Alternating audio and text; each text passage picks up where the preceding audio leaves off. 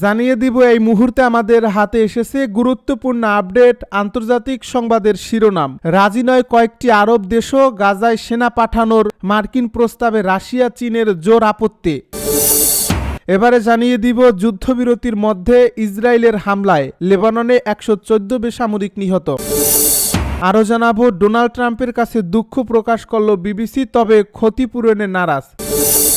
এদিকে মঙ্গল অভিযানে নাসার 2 মহাকাশযান। সব শেষে জানিয়ে দিব দুর্নীতির অভিযোগে 2 মন্ত্রীকে বরখাস্ত করলেন জেলেনস্কি। এতক্ষণ শুনছিলেন হাতে থাকা আপডেট সংবাদের শিরোনাম, এবারে বিস্তারিত। তবে তার আগে অনুরোধ রইল ভিডিওটিতে একটি লাইক এবং কমেন্ট করে জানিয়ে দিন ভিডিও সম্পর্কে আপনার মূল্যবান মতামত। আরও জানিয়ে দিন ভিডিওটি কোথা থেকে দেখছেন বা কোন জেলা থেকে দেখছেন।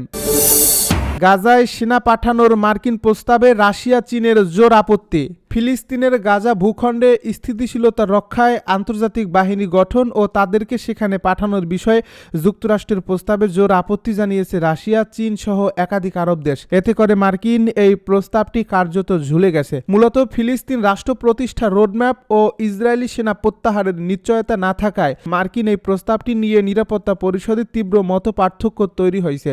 শুক্রবার এক প্রতিবেদন এই তথ্য জানিয়েছে সংবাদ মাধ্যম টিআরটি ওয়ার্ল্ড। এই সংবাদ মাধ্যমটি বলছে, গাজায় আন্তর্জাতিক স্থিতিশীলতা বাহিনী গঠনে জাতিসংঘের অনুমোদন নিশ্চিত করা যুক্তরাষ্ট্র যে প্রস্তাব দিয়েছে তা রাশিয়া, চীন এবং একাধিক আরব দেশের আপত্তির মুখে পড়ছে। তারা বলছে গাজার প্রশাসনিক কাঠামো কিভাবে হবে আর সেই ব্যবস্থায় ফিলিস্তিন কর্তৃপক্ষের কোনো স্থান না থাকা, এই দুটি বিষয় অগ্রহণযোগ্য। জাতিসংঘে হওয়া আলোচনার বিষয়ে অবগত 4 কূটনীতিকের তথ্য অনুযায়ী নিরাপত্তা পরিষদের ভেটো ক্ষমতাধারী স্থায়ী সদস্য রাশিয়া ও চীন দাবি করছে ডোনাল্ড ট্রাম্পের যুদ্ধবিরতি পরিকল্পনার অংশ হিসেবে যে বোর্ড অব পিস গঠনের কথা বলা হয়েছে তা পুরোপুরি তুলে দিতে হবে। স্থানীয় সময় গত বুধবার রাতে যে সংশোধিত খসড়া ফিরিয়ে দেওয়া হয় সেখানে যুক্তরাষ্ট্র ওই বোর্ডের কথা উল্লেখ করেছিল, তবে আগের খসড়ায় রাজনৈতিক দিক নির্দেশনার অভাব ছিল। এ অভিযোগের জবাবে নতুন খসড়ায় ফিলিস্তিনের আত্মনিয়ন্ত্রণের অধিকারের কথা উল্লেখ করছে ওয়াশিংটন। যুদ্ধবিরতির মধ্যে ইসরায়েলের হামলায় লেবাননে 114 বেসামরিক নিহত। জাতিসংঘের মানবাধিকার দপ্তর জানিয়েছে, লেবাননের সঙ্গে 2024 সালের নভেম্বরে হওয়া যুদ্ধবিরতি চুক্তি লঙ্ঘন করে ইসরায়েল যে হামলাগুলো চালিয়েছে তাতে এখন পর্যন্ত 114 জন বেসামরিক নিহত হয়েছেন। জাতিসংঘের মানবাধিকার দপ্তরের মুখপাত্র থামিন আল খিতান আনাদুলোকে বলেন, এই দপ্তরটি দক্ষিণ লেবাননের বিভিন্ন গ্রামে ভবনের উপর ইসরায়েলি বিমান হামলা নজরদারি করছে এবং যুদ্ধবিরতি কার্যকর হওয়ার পর থেকে বেসামরিক হতাহতের সংখ্যা ক্রমেই বাড়ছে। তিনি জোর দিয়ে বলেন, বেসামরিক মানুষের উপর চলমান এই প্রাণঘাতী প্রভাব অবিলম্বে বন্ধ করতে হবে।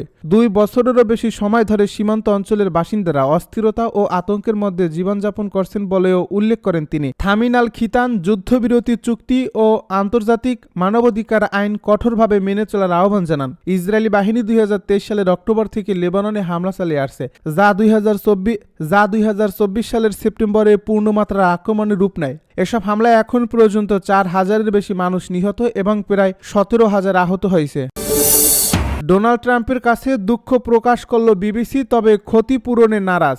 যুক্তরাষ্ট্রের প্রেসিডেন্ট ডোনাল্ড ট্রাম্পকে নিয়ে প্রচারিত প্যানোরামা অনুষ্ঠানে তার 6 জানুয়ারির বক্তব্য ভুলভাবে সম্পাদনার জন্য দুঃখ প্রকাশ করছে বিবিসি। তবে ট্রাম্পের দাবি অনুযায়ী ক্ষতিপূরণ দেওয়ার বিষয়টি প্রতিষ্ঠানটি নাকচ করছে। বিবিসি জানায়, সম্পাদিত অংশটি এমন একটি ভুল ধারণা তৈরি করেছিল যেটি ট্রাম্প সরাসরি সহিংসতার আহ্বান জানিয়েছেন। এ কারণে 2024 সালের ওই পর্বটি আর দেখানো হবে না। ট্রাম্পের আইনজীবীরা অভিযোগ করছেন, বক্তব্য কাটাছেঁড়া করে উপস্থাপনের মাধ্যমে বিবিসি তাকে মানহানির মুখে ফেলছে। এজন্য $1 বিলিয়ন ক্ষতিপূরণ দাবি করে তারা বিবিসির বিরুদ্ধে মামলা করার হুমকি দিয়েছেন। বিতর্ক ছড়িয়ে পড়ার পর বিবিসির মহাপরিচালক টিম ডেভি এবং নিউজ প্রধান ডেবোরা টার্নেস রোববার পদত্যাগ করেন। এ নিয়ে বিবিসি হোয়াইট হাউসের মন্তব্যও চেয়েছে।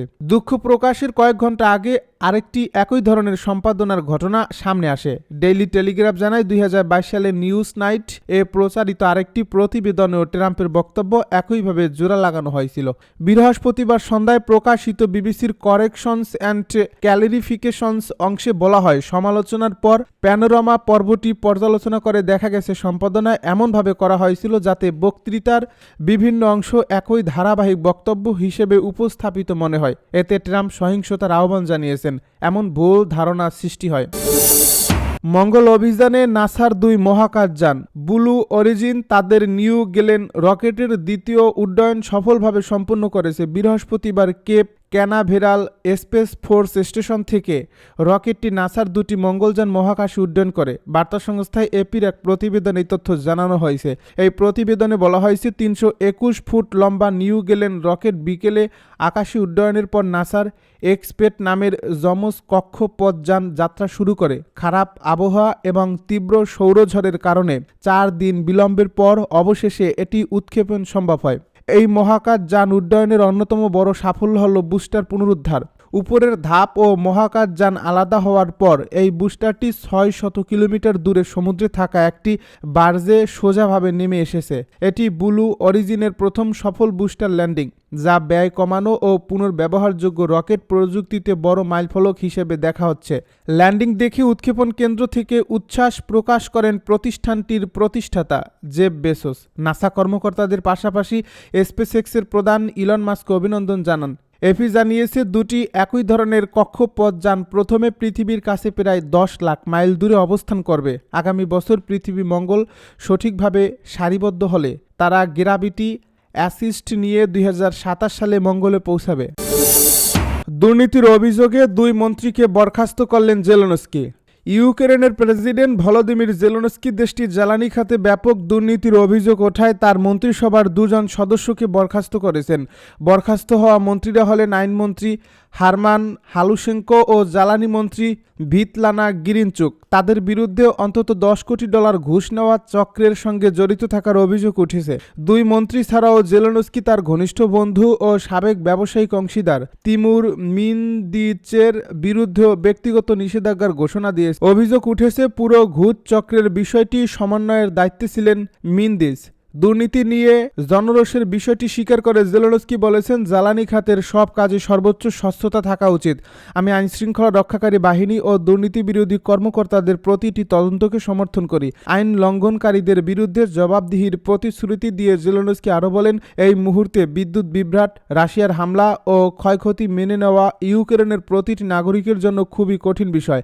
এত কিছুর মধ্যে জ্বালানি খাতে কিছু দুর্নীতির ঘটনা কোনোভাবেই গ্রহণযোগ্য নয়। এই ঘটনাকে ইউক্রেনের প্রেসিডেন্টের জন্য বড় ধরনের রাজনৈতিক সংকট হিসেবে দেখা হচ্ছে। দুর্নীতি বিরোধী আন্দোলন কর্মী, বিরোধী দলীয় নেতা ও সাবেক সেনা কর্মকর্তারা জেলেনস্কির প্রতি আহ্বান জানিয়েছিলেন, এই কষ্টকর কাজ হলেও নিজের ঘনিষ্ঠজনদের কারাগারে পাঠানো ও বরখাস্ত করার মতো বিষয়ে চূড়ান্ত সিদ্ধান্ত নিতে হবে।